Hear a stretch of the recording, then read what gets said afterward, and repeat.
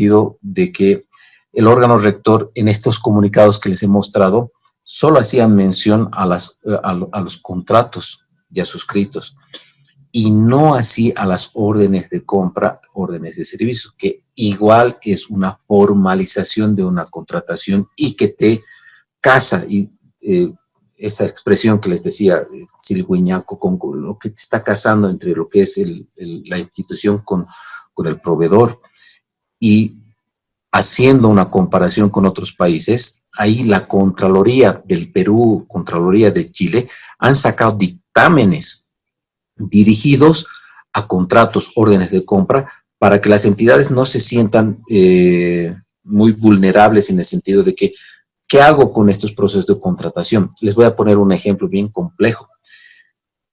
A efectos justamente de no afectar el tema de economía en Chile, han establecido que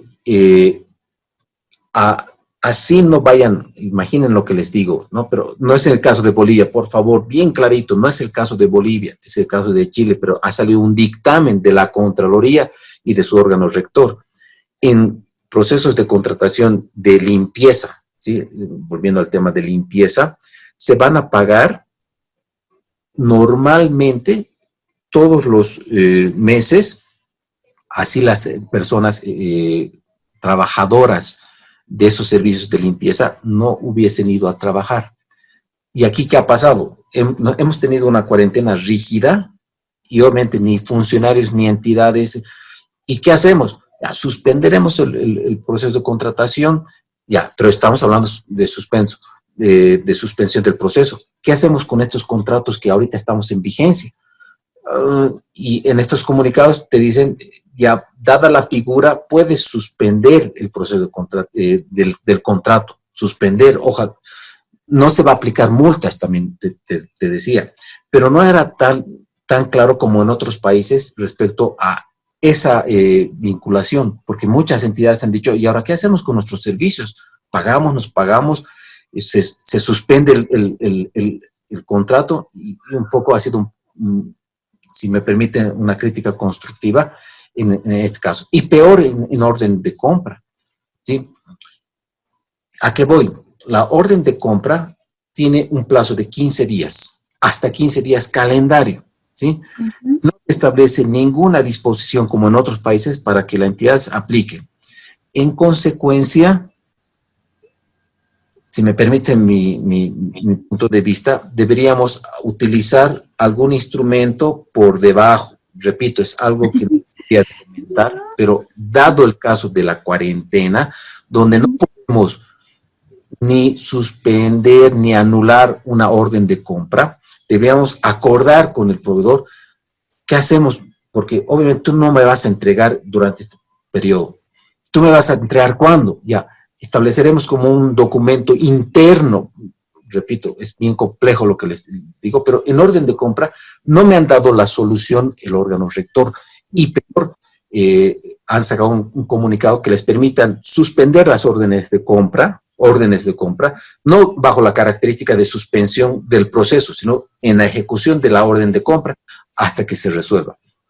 Por tanto, han dejado un poco descuidadas a las entidades, y muchas entidades, cuando me consultaban mi criterio, es tratar de hacer cumplir, y si no puedes cumplir, tratar de tener algún documento interno donde hayan cumplido, no pagues, pero luego regularices. Repito, es algo que, esa palabra de regularización no debería estar ni en mi vocabulario ni en su vocabulario, pero dada la coyuntura, dada la situación, de pronto no daba otra, ¿no?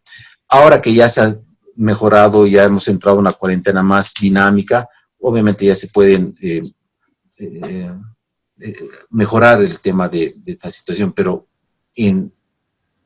a finales de marzo, abril, mayo, las entidades eran un dolor de cabeza porque han hecho sus órdenes de compra, y obviamente, como usted bien dice, ¿cómo hacemos cumplir sin afectar al proveedor, sin afectar a la institución, sin que me observen? Entonces, incluso algunos han utilizado la aplicación del artículo 33 y de la ley 78 y una serie de cosas, ¿sí? Pero bueno, va por ahí, estimada Giovanna. Gracias, Lisen. Bien, sí, Perdón, una contratación menor para una orden de compra no debería existir la ampliación para la entrega de los bienes, ¿verdad? Porque una de las características de una compra menor es que sea rápida y oportuna.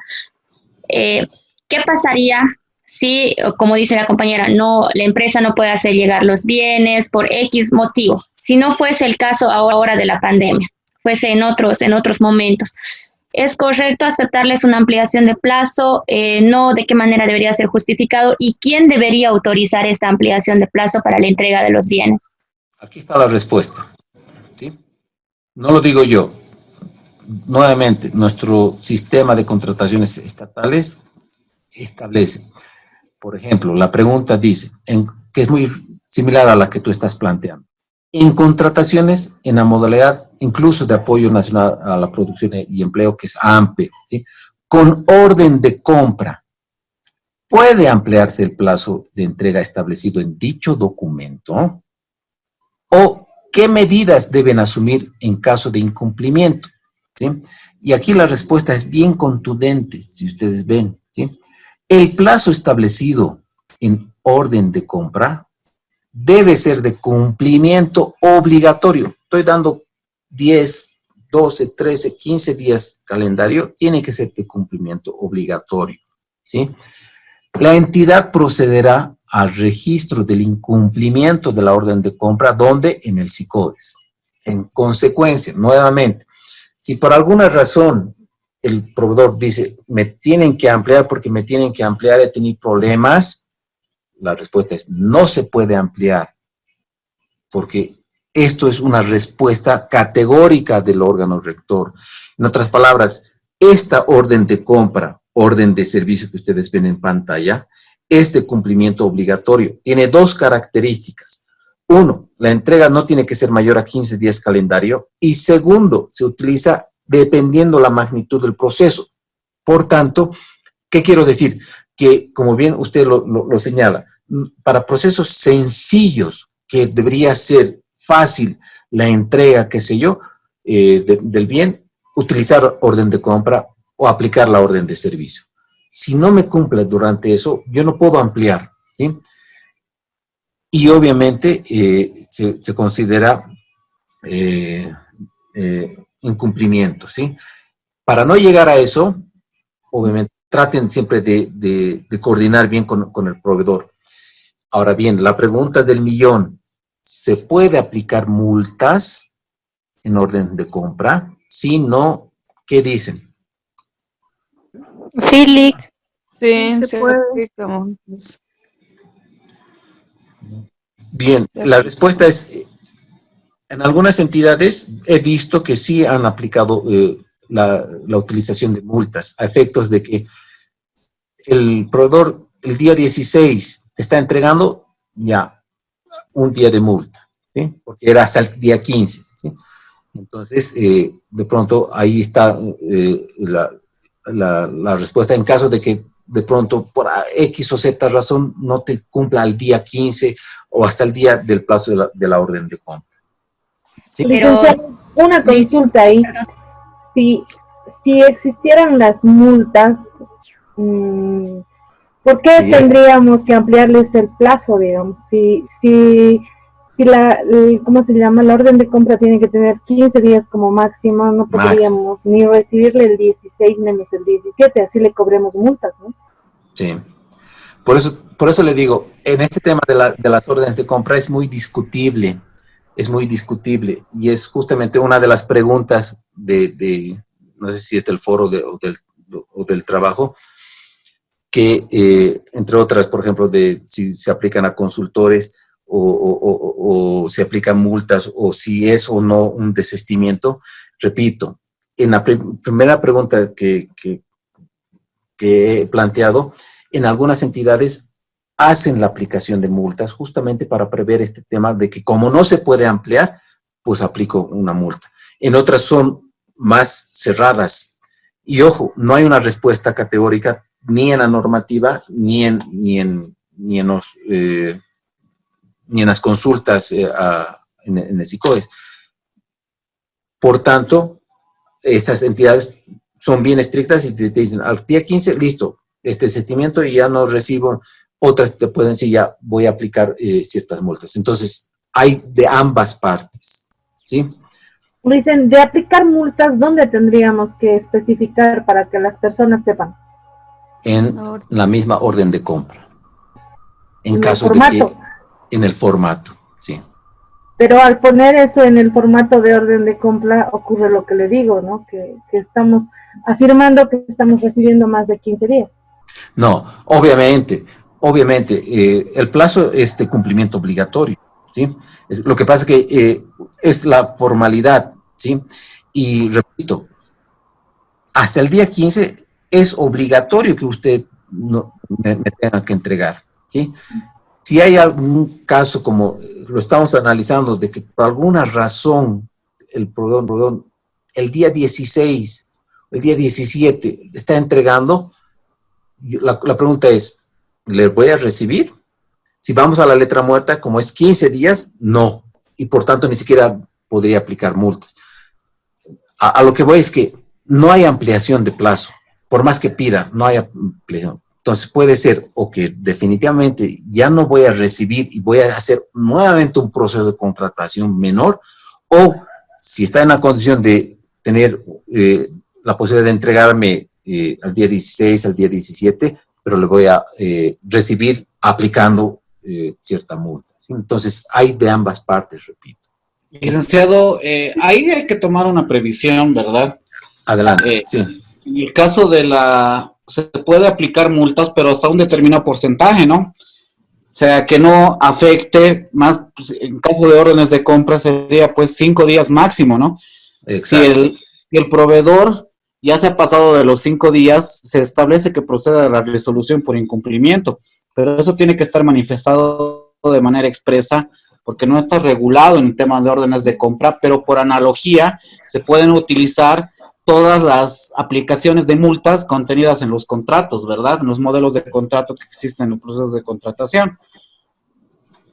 Es correcto, Dante, y muchas gracias por tu complementación. Licenciado, ¿puedo compartir mi experiencia? Como yo hacía pequeñas cuando trabajaba en la alcaldía, en la subalcaldía, yo le pedía a la unidad solicitante que en la parte de entrega del producto ponga, en el caso, porque todas obviamente iban a hacer órdenes de compra, que pongan específicamente a la entrega del producto, si existe un retraso a partir de un día, se cobrará multas del 1% por día, estableciéndose máximo 3 días. Entonces, cuando tú entregabas la orden de compra, en la parte de abajo que decía componentes, es parte indivisible de esta orden de compra las especificaciones técnicas a las cuales usted se rige para la entrega. Entonces, ahí ya tenías un respaldo para el proceso de pago. No sé si estaba bien, pero... Excelente, Claudia. No, y de hecho estás complementando lo que claramente señalaba Dante, en lo que debería estar considerado claramente un documento, en este caso, de formalización, ¿no? Y he visto también otras órdenes de compra que de pronto son una paginita, porque obviamente, pero he visto en casos de aduana, por ejemplo, que la orden de compra son 2 hasta 3 páginas, ¿no? Porque hay mucha especificidad y de pronto estas órdenes de compra, órdenes de servicio, como ustedes están viendo, varía de entidad. Y obviamente, mientras demos cierta información específica, podemos tener cierta claridad y obviamente esa experiencia es muy válida e importante. Colegas, ahorita es las 9:15 y quería hablar del régimen de las garantías y de los usos de medios electrónicos. Espero que nos dé un poquito más de tiempo nuestro estimado ingeniero Héctor, a efectos de que pueda complementar la parte, porque también considero que no quiero dejar de lado el tema de las garantías y de terminar de hablar de los usos de medios electrónicos, ¿sí? Y también, obviamente, un poquito su paciencia de ustedes para terminar un poco esta parte. Garantías, seguramente lo van a ver específicamente en la aplicación de los DBCs en los siguientes módulos, porque así tendría que ser, Pero la pregunta que quiero comentar con ustedes, ¿qué es una garantía? ¿Qué vendría a ser una garantía? En una palabra, en un criterio que ustedes tengan, ¿qué es una garantía? Es un seguro. Es el seguro que nos presentan de cumplimiento o de que es un seguro de que va a pasar el suceso, el acto. Gracias, Claudia. Buen criterio. ¿Alguien más? En su opinión, en una palabra o en un concepto, ¿qué vendría a ser la garantía? Un respaldo. Un respaldo, ¿ya? Bien, Flor. Un contrato. Un aval. Un aval, ¿ya? Bien. Un contrato que tiene el objeto de garantizar un siniestro, ¿no? Bien. Estimados colegas, para ya ir un poquito rapidito, es el tema. La garantía comprende dos aspectos bien importantes, ¿sí? La garantía en una palabra, podemos decir como resumiendo lo que ustedes podríamos, lo que han comentado en una palabra, una garantía es un compromiso, ¿sí? Donde intervienen tres actores. Entonces, es un compromiso, una garantía es un compromiso. Yo me estoy comprometiendo ante usted a decir que mi propuesta es seria, que no me he bajado los pantalones y he hecho para probar, ¿sí? Segundo, es un compromiso que yo como proveedor que ahora soy, te voy a cumplir el contrato, ¿sí? Es un compromiso que yo te estoy dando a efectos de que tú me des liquidez, que es el anticipo, a efectos de que yo pueda tener los recursos necesarios para cumplir el objeto. En otras palabras, es un compromiso. Una garantía, pónganse bien en mente, es un compromiso. Pero intervienen tres actores, ¿sí? Este chascosito que ustedes ven acá es la primera parte, que es el solicitante o afianzado, ¿sí? Es uno de los tres actores. El otro actor es, obviamente, el beneficiario, o en otras palabras, o también puede ser el tenedor, ¿sí? Que va a ser la institución que está sacando un proceso, que está requiriendo un bien, un servicio, que está expresando su requerimiento, su necesidad, la entidad, en este caso, YPFB, BOA, Ministerio X, Z. Y un tercer actor, no menos importante, obviamente es quien emite, el fiador en términos financieros o el emisor. Que ojo, no antes era la entidad financiera, no necesariamente va a ser una entidad financiera, pueden ser una entidad de seguro, ¿sí? Porque obviamente entran las pólizas que vamos a ver a continuación. En consecuencia, una garantía es un compromiso, lo que ustedes están viendo. Para garantizar, valga la redundancia, una persona natural o jurídica, que va a ser uno de las partes, para el cumplimiento de obligaciones contraídas ante un acreedor o beneficiario, ¿sí? Entonces, aquí intervienen quien emite, quien va a tener esa garantía y quien va a solicitar y entregar, en todo caso, esa garantía, ¿sí? Bien clarito. Ahora bien, la garantía... lo que está pintado de rojo es las modificaciones que han tenido, ¿sí? Tiene que tener un carácter de renovable, su nombre lo dice, de característica estamos hablando, ¿sí? Renovable, que quiere decir que yo puedo solicitar su renovabilidad. Si hago la aplicación de un contrato modificatorio, formulario 250 en el SICOES, para ampliar el plazo, y no pido una ampliación de garantía, pecado mortal, porque obviamente todo lo que va a ser el contrato tiene que estar garantizado. Por tanto, si hago un contrato modificatorio aplicando el plazo, también tiene que ir, y va a entrar esta característica de la renovabilidad. Va a ser irrevocable, ¿sí? Y también va a ser ejecución inmediata. ¿Qué significa irrevocable? No sé si alguien me puede ayudar para ponerlo en sencillito. ¿sí? La irrevocabilidad es como, si me permiten la comparación, es como el carnet de identidad. Un carnet de identidad me identifica a mí, que mi número es número tanto, que soy Juan Daniel Encinas, que vivo en tal parte, que soy profesional, etc. La irrevocabilidad significa que este documento, que en otras palabras es un valor, está siendo girado ante el Ministerio de Economía y Finanzas Públicas, ¿sí? Por eso se establece que si pongo Ministerio de Finanzas, es una causal ¿de qué? De descalificación. ¿Por qué? Porque eso es un error no subsanable, ¿sí? Porque ese valor que estoy entregando, que tiene que ser irrevocable, ¿sí? Tiene que estar girada a nombre completo, en este caso Ministerio de Economía y Finanzas Públicas, bien clarito. Tiene que estar por el objeto, en este caso va a ser garantía de seriedad de propuesta o una garantía de cumplimiento de contrato, qué sé yo, al objeto de la contratación, construcción de la obra XX, que es la convocatoria que estoy sacando, obviamente, ¿sí?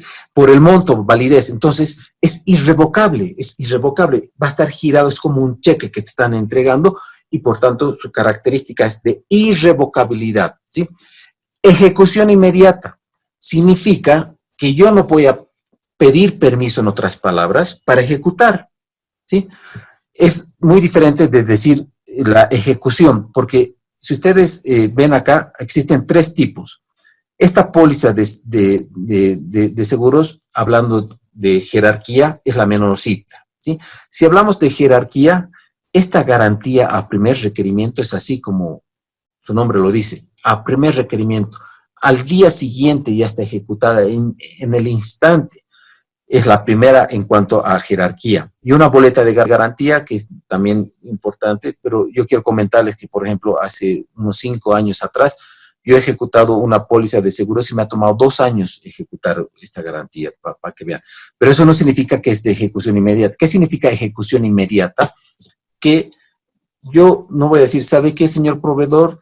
¿Le puedo ejecutar su garantía porque usted no me ha cumplido? No, aquí no hay tutías, como se dice. Ejecución inmediata. Se hace la gestión ante, por eso el tercer actor que les decía, ante quien emite, ¿sí? ¿Por qué está pintado de rojo? Porque el proponente va a decidir el tipo de garantía. Aquí dice tipo. El proponente va a definir qué tipo de garantía va a pedir. En este caso, puede ser una póliza, puede ser una garantía a primer requerimiento. Qué bueno que sea, porque esto es la mejor garantía, si ustedes me permiten, una garantía. Antes, ¿qué te decía esta parte? Cuando los procesos sean de 1 millón para adelante, la entidad que va a convocar puede definir.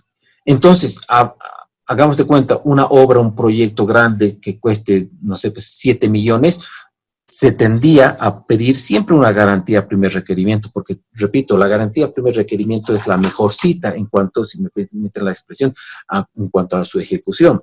Pero han logrado los empresarios privados, qué sé yo, que en la modificación se aplique esta parte. El proponente va a definir, va a decidir, y aquí no va a decir, no, está descalificado porque yo he pedido garantía a primer requerimiento. No, eso incluso se vendría a ser una prohibición, porque acá, repito, es el proponente quien va a definir la garantía. Existen estas garantías, ¿sí? Garantía de seriedad de propuesta, cumplimiento de contrato, correcta inversión de anticipo, adicional a la garantía de cumplimiento de contrato y funcionamiento de maquinaria y o equipo. Yo les propongo que por factores de tiempo voy a hacer un video, voy a colgar un video para aclarar con un ejemplo a qué se refiere una garantía adicional al cumplimiento de contrato, que, como dice su nombre, es aplicable esto a obras, solamente a obras, esta garantía adicional, ¿sí? En cuanto a anticipo, no puede ser mayor al 20% y esta garantía que nos tienen que dar tiene que ser el 100% del anticipo otorgado. En otras palabras, por un puntito, esta garantía de anticipo en términos no contables, en términos financieros, ¿qué vendría a ser? Me dejo pago anticipado.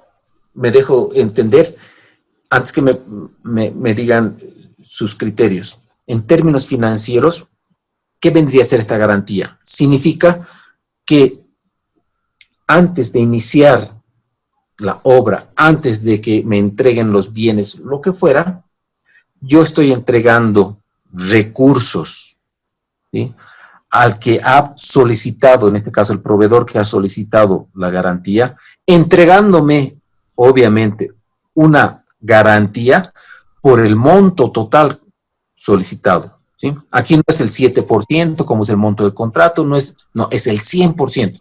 Si el 20% del monto del contrato, por ejemplo, es 100,000, entonces tengo que presentar una garantía por los 100,000. Por tanto, en términos financieros, ¿qué vendría a ser una garantía de correcta inversión de anticipo? Así. Pregunta, ¿quién? Ya, 2 puntos. Un anticipo, dice. Sí, pero ¿qué vendría a ser? En términos financieros. Pago. Es un A ver. pago por La adelantado. reposición del dinero, dicen. No. Pago adelantado, Es Vicente. un pago adelantado. ¿Y eso qué es en términos financieros? Muchos van a estar... ¿Anticipo? No. Cuenta por cobrar, licenciado. Un anticipo. Eso de cuentas por cobrar vendría a ser más visto desde el área contable. Yo lo estoy diciendo desde el área financiera. Es una pignoración del dinero. Es un anticipo, Inge. Digo, Lice. Obvio que es un anticipo, pero ¿qué vendría a ser esa actuación de entregarle el dinero? Un desembolso, dice. Un ¿Perdón? desembolso. Un desembolso. Va a ser un desembolso, pero ¿qué vendría a ser? ¿Un avance financiero? Reserva legal. ¿Un avance? Ya, 5 puntos. Bien.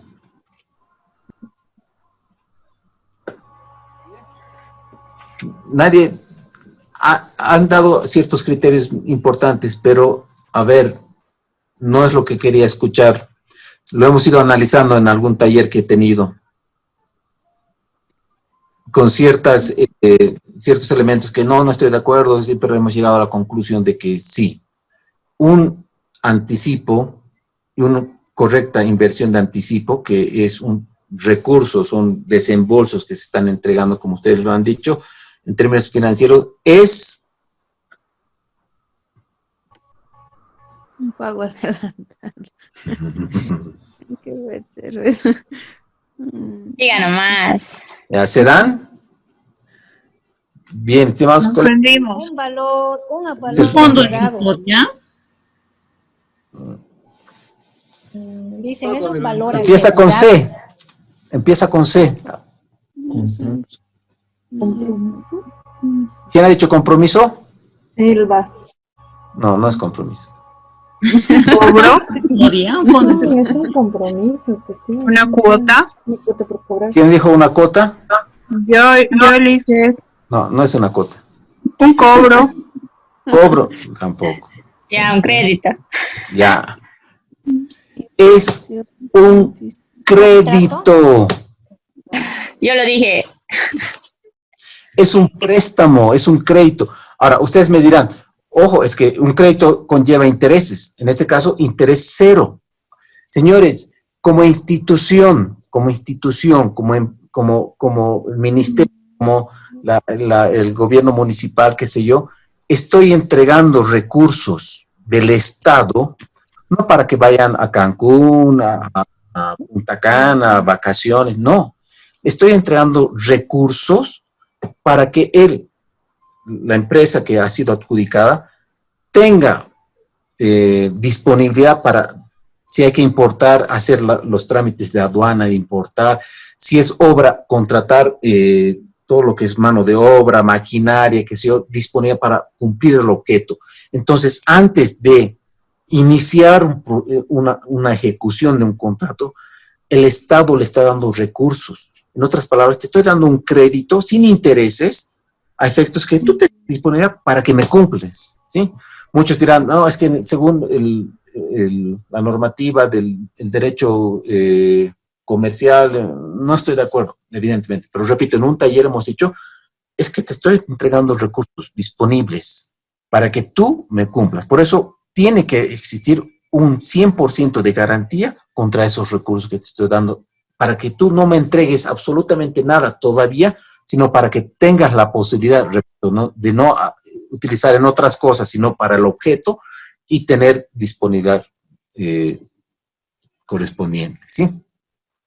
El cumplimiento de contrato es el 7%, la seriedad de propuestas solamente en modalidad de convocatoria es el 1% del precio referencial. Y eso, ojo, lo que está pintado de rojo, nuevamente es lo que ha habido el cambio. Antes era de la propuesta, ahora dice del precio referencial. Pero hoy en día, esta garantía no está siendo aplicable. A partir del Decreto Supremo de Uso de Medios Electrónicos, esta garantía se pone en una congeladora. Ya no hay garantía de seriedad de propuestas, ni siquiera en las modalidades con convocatoria, por justamente la aplicación de uso de medios electrónicos. Y justamente quiero ir unos 5 minutos, si me permiten, por favor, porque me he quedado con la formalización, pero que hemos visto que era el contrato, la orden de compra, pero voy a ir rapidito, si me permiten, por favor, a la presentación que el otro día quería terminar con ustedes, que es justamente, ¿se ve la diapositiva? Medios electrónicos. Sí, se ve. Bien, de las 6 a las 15, rapidito, yapita, por favor, para que me permitan darles una yapita al curso. Uso de medios electrónicos, ¿sí? Dos partes muy importantes que desde mi punto de vista lo veo. Si ustedes se han participado en los talleres que ha hecho el órgano rector, tal vez se asimilan, pero este es mi aporte, digamos, que yo considero importante, ¿sí? Primero, que en las instituciones tenemos que tomar en cuenta que este decreto supremo, el 4285, que es el uso de medios electrónicos, primero, te permite tener ciertas modificaciones a los modelos de DBC. Entren a la página del SICOES y saquen la reglamentación para la modificación de los DBCs. Por un lado, tienes que modificar los DBCs, tiene que haber la modificación, ¿sí? Y obviamente, como dice, existe la guía referencial que en el órgano rector está.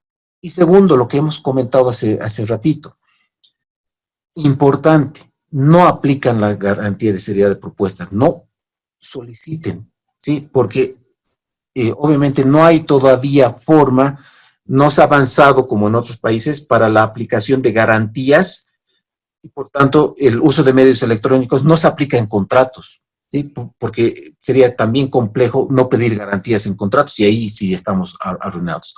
Lo que sí ha hecho el órgano rector es no aplicar las garantías de seriedad de propuestas en tanto y en cuanto dure este decreto supremo, que repito, va a ser hasta que se levante la cuarentena, ya sea rígida, ya sea dinámica o lo que fuera, la situación en la que nos encontremos, hasta que se levante se va a utilizar esta parte. Como les decía, ¿dónde intervienen el uso de los medios electrónicos? Y esto creo que lo hemos visto.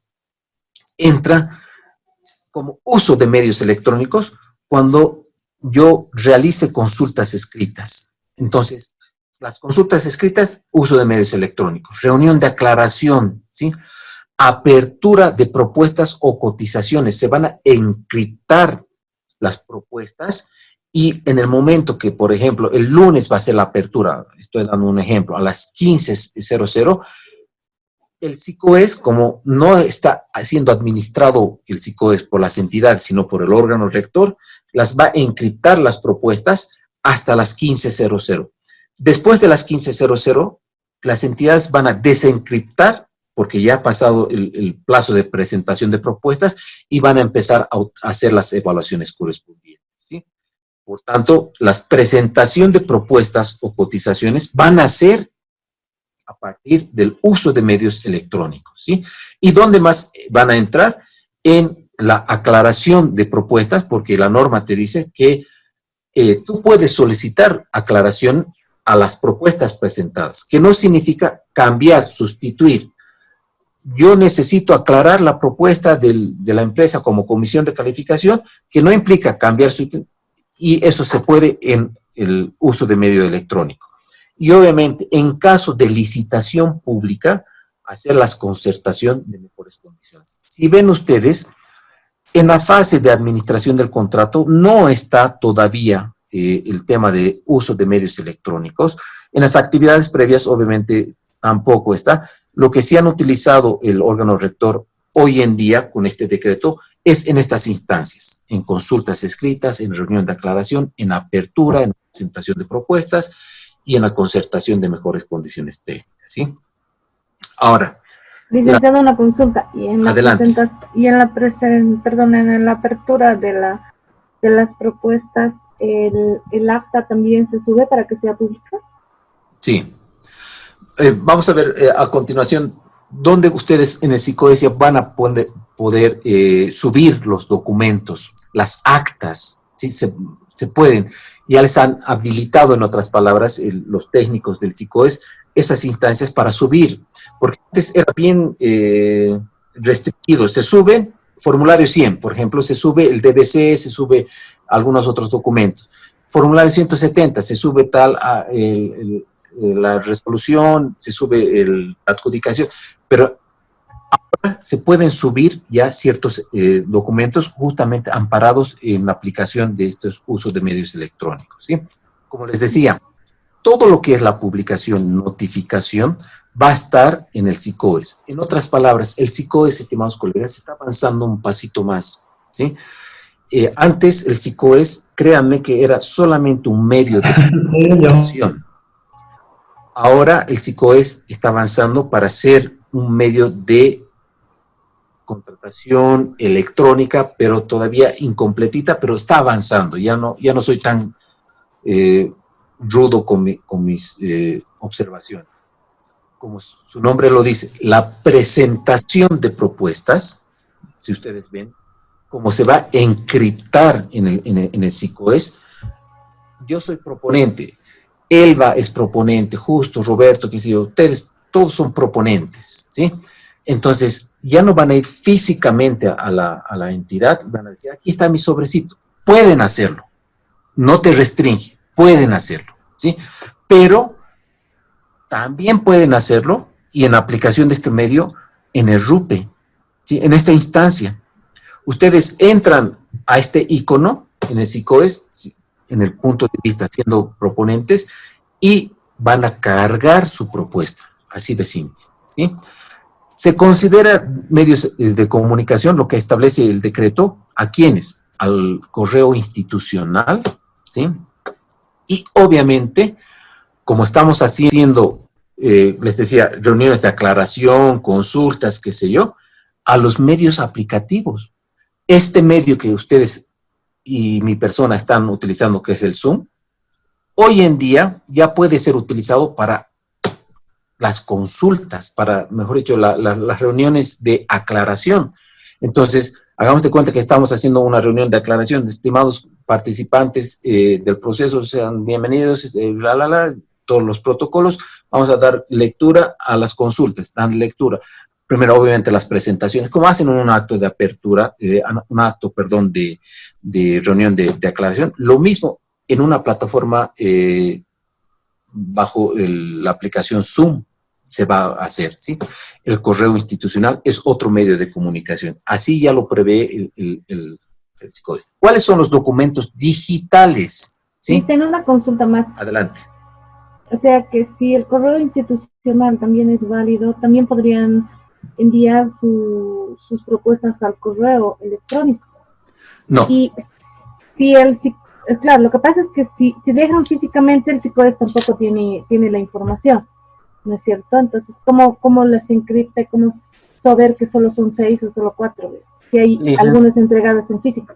Sí, licenciado, ahí quería yo, bueno, desde la anterior vez me he aguantado de hacer la pregunta. Yo he participado ya con una empresa de una convocatoria digital, ya. Era con la ISEM, y era una convocatoria grande porque eran 620,000 pruebas PCR, ¿verdad? Bueno, medios de transporte para PCR, no la que estaban objetando, ¿no? Y le cuento que ya han aplicado la convocatoria digital, y ahí ha habido varios tópicos que tal vez puedan servir para analizarlo. El primero, la fecha de presentación de la propuesta era el 8 de agosto, el 7 de agosto. Y el 7 de agosto aquí en La Paz, específicamente, estábamos en una ampliación de cuarentena después del feriado del 6 de agosto. Entonces no se podían presentar propuestas físicas. Ya ha habido empresas que han ido a presentar propuestas físicas, pero la ISEM estaba cerrada. Entonces no han podido presentar su propuesta de manera digital. Por otra parte, comparto lo que decía la compañera. Se ha habilitado el correo institucional para la presentación de propuestas. Supongo porque no había habilitado todavía en el SICOE la opción de subir las propuestas. Tercero, la notificación de la adjudicación se notificó a los correos también que enviaron las propuestas, al mismo correo del correo institucional, se mandó la notificación de adjudicación y se mandó también el informe de la comisión de calificación, ¿ya? Y por otro, ha habido impugnaciones porque habían enviado empresas con 1 o 2 minutos tarde su propuesta, y como no hay consideración, o sea, no hay una determinación exacta del tiempo, entonces se ha tomado como no consideradas, ¿verdad? Y eso ahí yo tenía una observación que debería considerarse en la información de comisión, que han llegado propuestas fuera de plazo, pero no hacían mención a las propuestas fuera de plazo. Entonces, esa fue mi experiencia con ese proceso de contratación que ha sido impugnado por todo lado, le cuento. No, y de hecho, gracias Dante, y de hecho, algunas entidades que están utilizando estos medios de electrónicos como parte de, ya tienen bastantes consultas al órgano rector, en el sentido de que caso muy similar a lo que usted comenta, Dante, han pasado, ¿no? Y repito, esto es algo que como es impuesto rápidamente y sin un periodo de... porque ¿cómo ha sido implementado el SIGMA allá por el año 2000, 2001? El SIGMA ha sido utilizado, este sistema de contabilidad, presupuestos, todos los módulos correspondientes en instituciones pilotos, ¿sí? En este caso, hablando de contratación electrónica, repito, el SICOE todavía no es un sistema de contratación como tal, sigue siendo un sistema de información donde yo cuelgo todos los formularios correspondientes a lo largo del proceso. Por tanto, han entrado haciendo un poco cuerpo al tema de la situación en la que nos encontramos, pero obviamente sin hacer pruebas pilotos ni mucho, y por tanto van a saltar este tipo de observaciones. Había una pregunta que decía, yo no tengo VPN en mi casa, pero tengo que hacer las comunicaciones. ¿Puedo utilizar mi Gmail? Y el Gmail no es un correo institucional, pero están utilizando. Entonces, el tema de las presentaciones, de los plazos. No nos olvidemos que la anterior semana hemos hecho bastante hincapié, un poco más, de ser más papistas del Papa, ser bien protocolares, bien cumplidores con los plazos. Pero dado el caso de la aplicación, así con volapié de esta parte, podemos encontrar algún tipo de que los proponentes presenten algún recurso, porque obviamente han sido aceptadas fuera de UPRAS y una serie de cosas. Coincido, hay elementos que de pronto pueden ser complicados en esta primera fase de implementación. Y obviamente, si bien el órgano rector está todavía con temas de capacitación, todo eso, pero en una prueba así tenemos el órgano rector a través de la unidad de normas y la unidad de sistemas. La unidad de sistemas que administra el SICOES obviamente tiene que coordinar, y en un entorno virtual es complicado también hacer este tipo de cosas, ¿sí? Bueno, acabo indicando, por ejemplo, que las actas de reunión van a ser, por ejemplo, en este caso, una reunión que sea para una obra, qué sé yo, que se genere, ¿sí? Producto de una actuación administrativa, de una reunión de aclaración, debería estar siendo considerado bajo esta lógica del decreto como un documento digital, ¿sí? Y otra información que puede estar subida en el SICOES. Eso es en cuanto a lo que establece la parte de la normativa. Y en aplicación, repito, podemos tener algún tipo de justamente el tema de plazos, términos y horarios tiene que mejorarse en todo caso en cuanto a los cronogramas, como ustedes ven acá, ¿sí? Si ustedes ven en un cronograma, vean ustedes lo que está remarcado. En una reunión de aclaración, una apertura de propuestas, ya tiene que estar con el enlace del Zoom, en este caso del enlace virtual que se va a hacer en esta hora, en esta fecha, la reunión de aclaración. Ya tiene que estar en el cronograma el enlace. En consecuencia, las entidades ya deberían tener sus cuentas de Zoom, ¿sí? Lo que les decía, ¿cómo se cargan los archivos? Ya tenemos en el SICOES, en la parte abajo, que no había esto que es temporal, la carga de los archivos de proceso de contratación. Si hacemos un clic acá, por ejemplo, ponemos en lo que es carga de archivos, aquí está siempre el CUSE, y en el CUSE del proceso en cuestión hacen con el buscador el número, y acá ponen carga de archivos. Haciendo la carga de archivos, ¿qué les va a aparecer? Obviamente colocando el número del CUSE, subir la documentación. Y otro elemento que también me considero importante es el tema de la validación de la firma digital, porque también puede ser sujeto a observación. El A1 es una declaración jurada que tiene que estar firmada por el representante legal, ¿sí o no? En un proceso normal tiene que estar, y puede ser sujeta a una descalificación si no está la firma del representante legal, porque es una declaración jurada. En consecuencia, las entidades las empresas pueden presentar escaneado ese formulario con su firma. Pero ¿qué pasa si no está escaneada su firma? En criterio normal podría ser una descalificación. Pero ojo, como se está estableciendo este decreto supremo, se está tomando en cuenta no solamente la firma que debería estar escaneada, no solamente, sino también lo que es la firma digital, que es otro elemento que ya estamos entrando al tema de las firmas digitales, y ahí hay una entidad que es el AESB, que ve el tema de las firmas digitales. Y entonces se debería entrar a validar si ese documento está siendo firmado digitalmente. Y por más que la firma física no está, si ese documento, ese PDF, está siendo firmado digitalmente, que repito, no necesariamente tiene que ver la firma como tal y todo, deberíamos entrar a esta dirección para validar esa firma digital, ¿sí? Es la ASCIP, ¿sí? Entonces, acá se valida, se pone justamente qué documento estoy queriendo validar, y se establece tal situación, ¿sí? Por último, la aclaración de propuestas, por ejemplo, también puede ser a partir de unas reuniones virtuales, sin perjuicio a reuniones presenciales. En otras palabras, lo que el órgano rector está comentando, está socializando, es que este medio de uso electrónico debería coadyuvar a las entidades a utilizar medios electrónicos.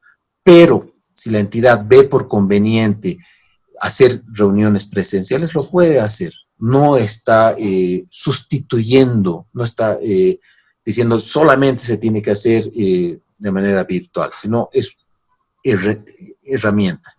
Y como conclusión, para entrar a un mundo de contrataciones electrónicas, evidentemente deberíamos pasar por un proceso, ¿sí? Pero al mal tiempo, buena cara, hay que tratar de que como entidad no tengamos un fracaso en un proceso de contratación. Fracaso es de que se me declare desierta, de que se presenten recursos, una serie de cosas, y de alguna manera ser bien operativos en esta parte, porque con seguridad, como decía Dante y alguna colega más, podemos tener algún tipo de inconvenientes en el proceso, pero es una herramienta y el decreto en todo caso que ya está vigente en estos días. Bien, ¿alguna pregunta, comentario? Licenciado, ¿y estas contrataciones tienen algún límite de monto? ¿También se pueden hacer licitaciones internacionales? Sí, este decreto establece para entrar a lo que nosotros hacíamos como convocatorias a través de procesos con convocatoria, utilizar estas herramientas que son el uso de medios electrónicos. En otras palabras, lo que antes hacíamos, por ejemplo, un AMPE, una licitación internacional, y ojo porque es buena pregunta, si yo quiero, por ejemplo, utilizar normativa BIT, otra normativa de una fuente de financiamiento externo, puedo tener la opción de cuando vaya a colgar en el SICOES, de utilizar como medida supletoria este decreto y estas herramientas de uso electrónico. De todos modos, dicen en la normativa del Banco Mundial permiten hacer ya las aperturas, ¿no? Y eso lo dejan a cada entidad. Hacer las aperturas virtuales, las reuniones virtuales, presentaciones virtuales.